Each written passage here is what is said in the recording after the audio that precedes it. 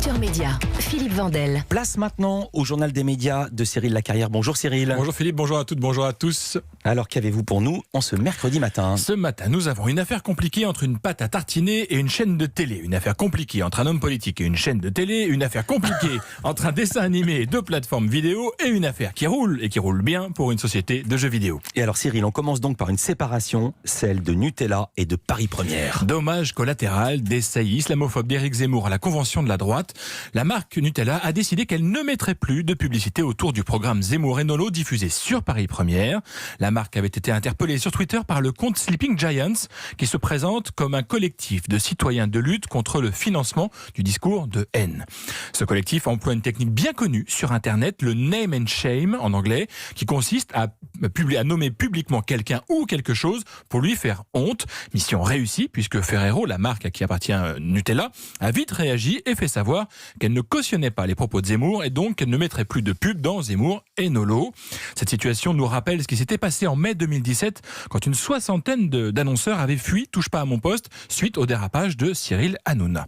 Mais comme souvent dans de telles situations, tout le monde avait repris ses bonnes vieilles habitudes une fois les polémiques passées. Alors Cyril, vous savez, dans cette émission, on parle de toutes les formes de médias, donc également de jeux vidéo et surtout quand leurs succès sont foudroyants. Et il s'agit bien là d'un succès planétaire. Le jeu Call of Duty Mobile a été téléchargé 100 millions de fois en une semaine. Oui, 100 millions de fois.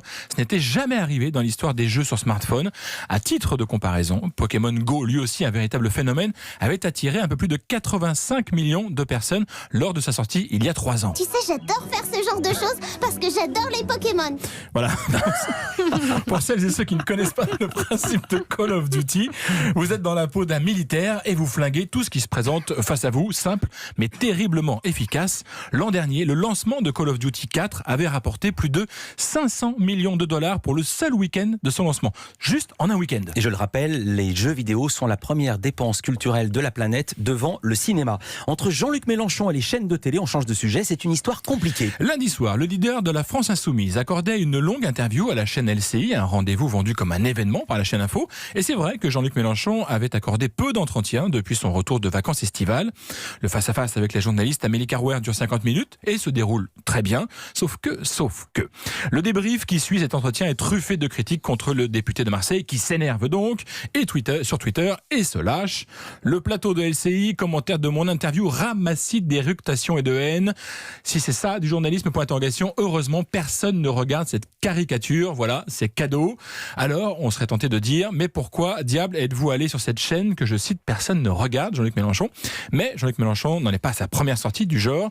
En 2017, il avait déjà qualifié l'émission C'est à vous sur France 5 de traquenard, justement après y être allé. Par définition, un traquenard, c'est après qu'on le sait. Oui, c'est pas avant, sinon sûr. On n'y va pas. Pardon. C'est sûr. Lundi soir, un peu plus de 100 000 personnes quand même ont regardé son interview sur LCI. C'est pas un score fou, mais c'est tout de même un peu plus que personne. Cyril, vous teniez à nous dire un mot sur la 13e édition du Pasteur Don. Oui, de nombreuses chaînes de télé et de radio, dont bien sûr Europe 1, soutiennent cette opération. Vous pouvez faire vos dons pour soutenir l'Institut Pasteur, soit sur pasteurdon.fr, soit en appelant le 3620. Vous dites Pasteur Don et, bien entendu, l'appel est gratuit. Alors là, il faudra vous m'expliquer ce qui se passe. Un sujet qui agite les réseaux sociaux et Dieu sait qu'ils adorent s'agiter. À quoi jouent Netflix et Amazon avec la série animée South Park ? La vie des médias est faite de petits et grands mystères et en voici un tout neuf. Je vous racontais ici même il y a quelques semaines que les plateformes Netflix et Amazon s'étaient offerts les droits de la série South Park. Ce qui n'avait pas manqué de réjouir les fans de Cartman, Kyle, Kenny et Stan, mais rien ne s'est passé comme prévu. Ça commence avec Netflix qui met en ligne les saisons 15 à 21, mais sans quelques épisodes. Pourquoi ? C'est là que le sujet devient délirant. Netflix France fait un premier tweet pour dire qu'ils ont été obligés de supprimer quelques épisodes au prétexte qu'ils auraient été censurés en France. Ce qui est faux.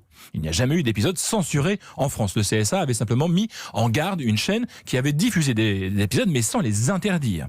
Puis, deuxième tweet. En fait, Netflix n'aurait tout simplement pas les droits de certains épisodes, propriété de la société Viacom, propriétaire de la chaîne Comedy qui diffuse aux États-Unis et partout dans le monde en général South Park. Quant à Amazon, là encore, c'est autre chose. Il n'y a tout simplement pas le moindre épisode, pas la moindre saison de South Park. Ils les ont achetés sans les diffuser. Voilà, c'est ça.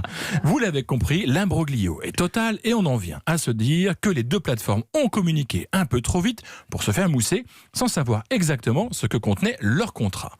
Alors quand même, pour le plaisir, et aussi parce qu'il est possible que tout le monde ne connaisse pas South Park, je vous propose un petit extrait qui se déroule dans une salle de classe.